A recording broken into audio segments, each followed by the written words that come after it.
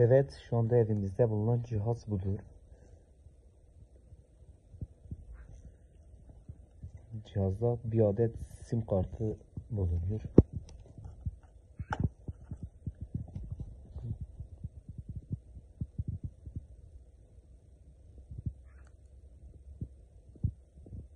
Evet, sim kartını çıkarttık. Sim kartı numarası buradadır. Şöyle numarası buradadır. Şimdi biz bu sim kartı telefona takacağız. Evet. Gördüğünüz gibi başka hat yoktur.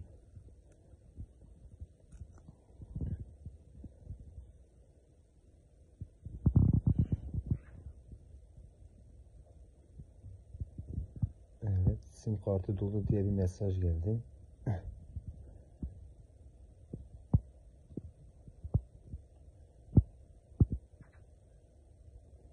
Evet, sim kartı numarası şuradadır. Şu şekilde göstereyim. Evet. Şimdi biz bu numarayı kopyalayıp yapacağız. Kopyalayabiliyor musun sen? Kopyala. Şimdi biz bu numarayı TÜSEL hesabına giriş yapacağız.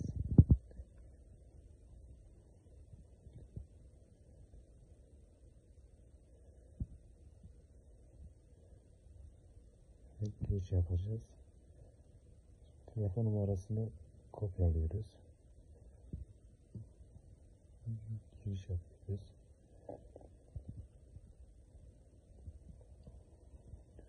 Evet, 2 numara var burada ama. Şimdi biz aşağıdaki numarayı taktık.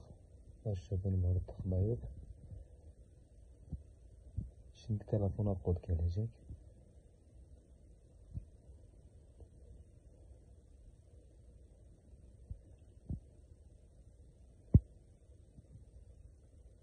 Evet, kod geldi. Top gireceğiz şimdi.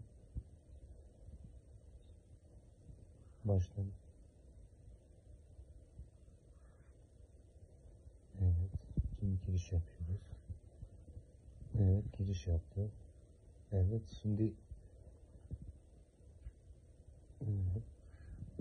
kimin adınadır çıkartacağız.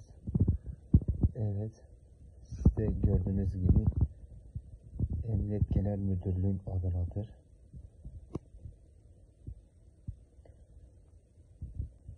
Evet, numara budur.